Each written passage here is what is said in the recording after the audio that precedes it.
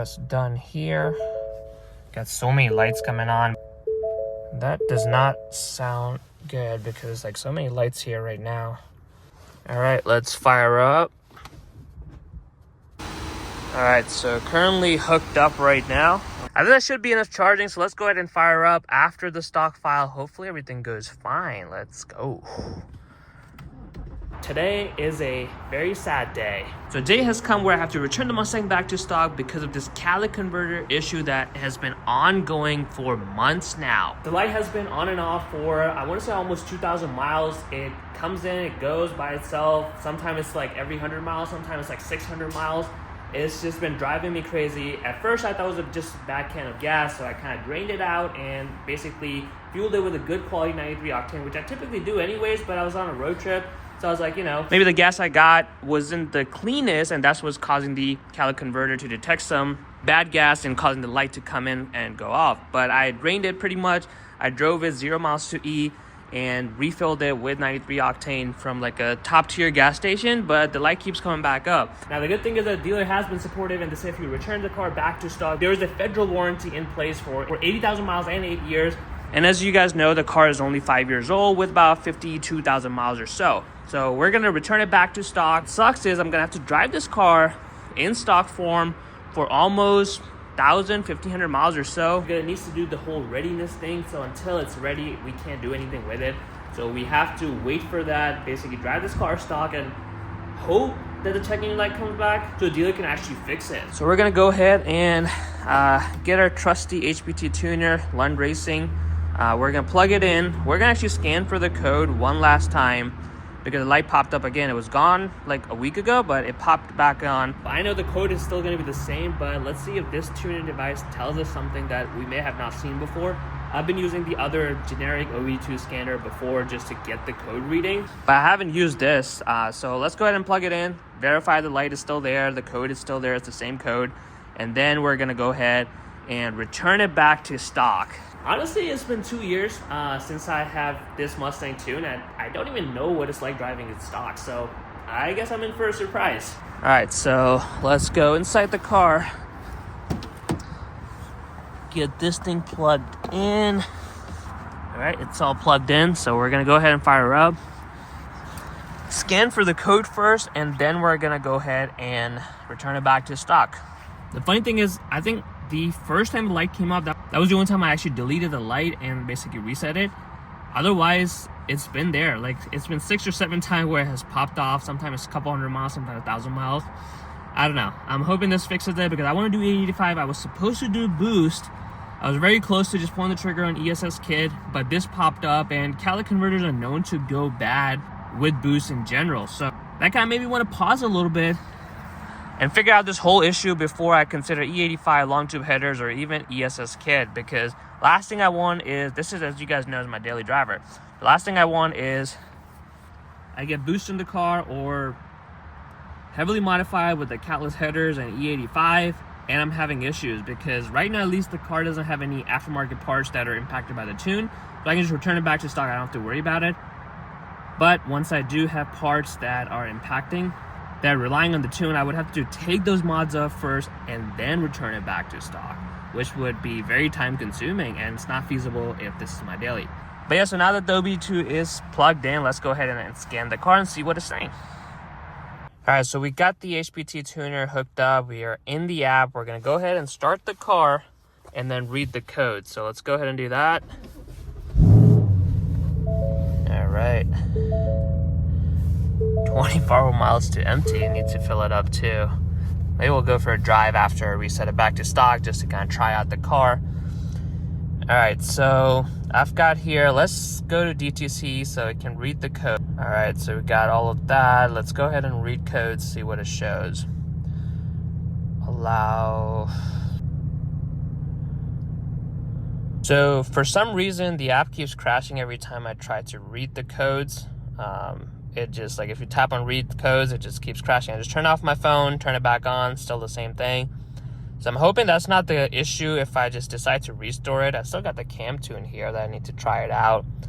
But yeah, so I'm gonna go ahead, turn off the car, and then go ahead and try to restore it from here and see if it goes through all the way. So we're gonna turn off the car.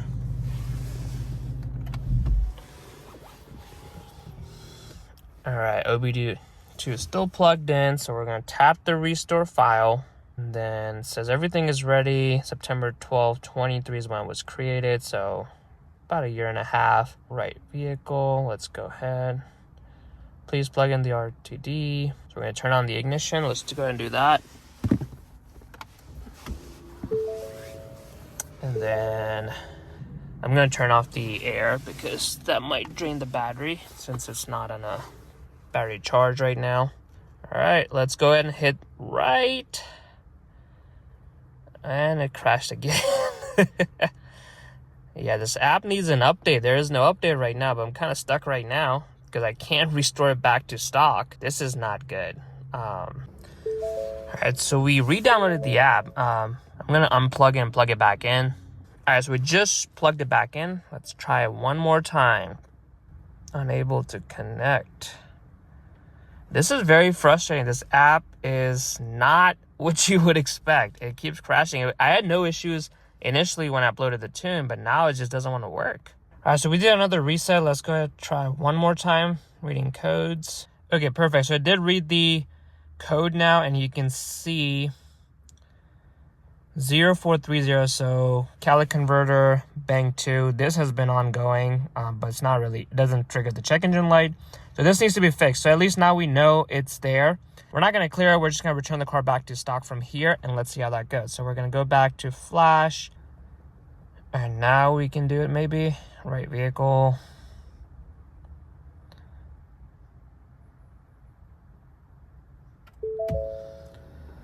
All right, it says ready. Turn off the ignition. Got all these lights going on.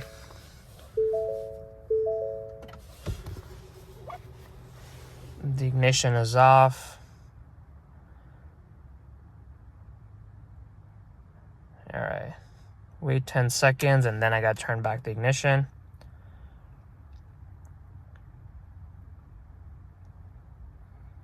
All right, now I'm going to turn it back on.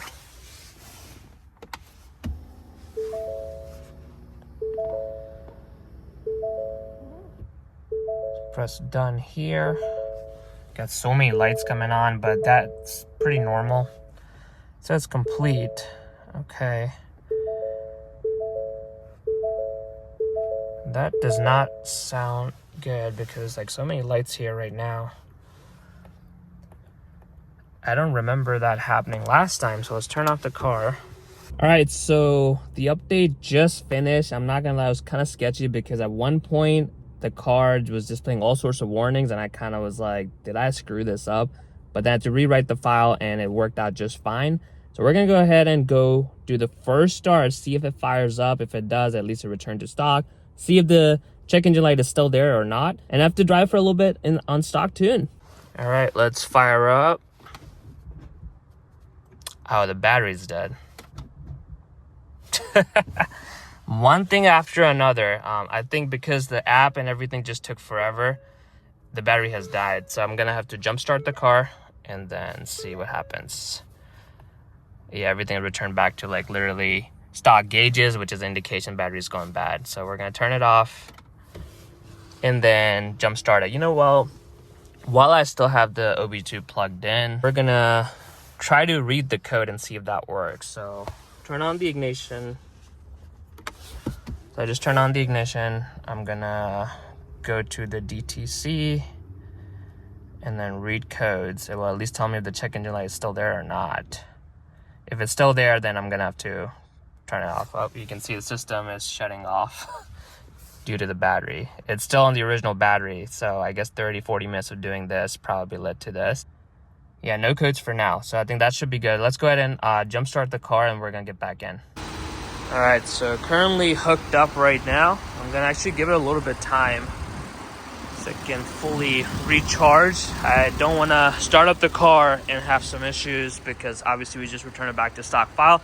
I don't think it's a problem, but we'll give it a little bit of time, rev up the Jetta a little bit to give more juice to this, and then we're gonna start up the car.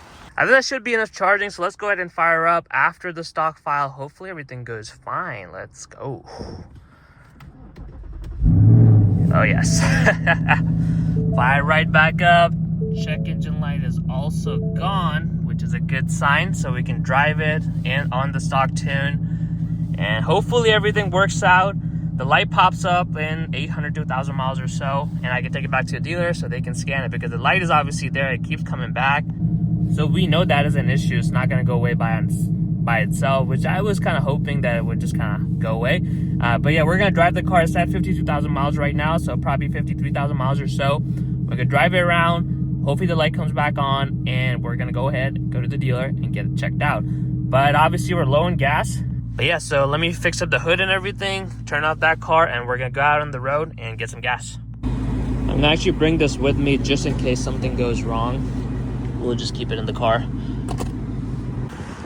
Alright, just filling her up. Still doing 93. Technically, I could do 87 because it's in stock tune now. But I don't want to take any risks, so we're going to do 93 octane, get her fired up with the 93, drive it for 1,000 miles or so, and hoping the check engine light, it would actually really suck if the light doesn't come back on, because that would indicate that I returned it to stock for no reason. Good thing it's like pretty cold, so it's not like I'm really driving aggressively. But yeah, if I return it to stock and not really benefiting, that's not going to be helped. So it's really windy, very cold, so I don't know if you can really hear me.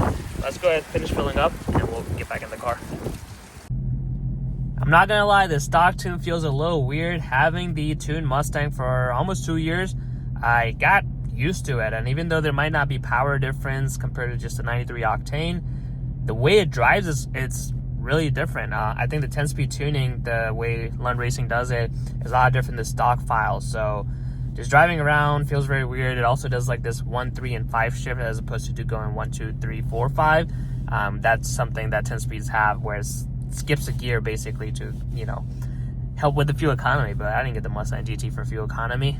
So yeah, like around 52,000 right now. Drive for 1,000 miles or so. Hopefully before winter really ends, I can get the light, get it resolved. So once the weather gets nicer, we can actually flash it back and then talk about, you know, doing E85 or talking about boost, long tube headers. I've got major plans for this car, but this check engine light really kind of threw it off because my daily, I didn't want to modify it extensively and just kind of be stuck. So really excited to see what this is going to bring in terms of the check engine light, getting that fixed, and of course having just big plans for the Mustang, which is going to be very exciting. So yeah, I hope you guys enjoyed today's video. Obviously it's not as exciting to return the car back to stock when you've had a tuned Mustang, but it needs to be done, and that's what I had to do. So now that it's back to stock, we're gonna hopefully get, you know, it's a minor setback, but we're gonna come back up. Really big plans for this car and the channel for this year. So yeah guys, I hope you enjoyed today's video. Comment below if you've had this P0430 issue before. How have you resolved it? Was the dealer compliant and that kind of helped you helped you fix that check engine light? So that'd be good to know, just having some data points as to what other owners have experienced. But yeah, subscribe to Red 50 to follow this journey of this check engine light and what we're gonna do with the Mustang.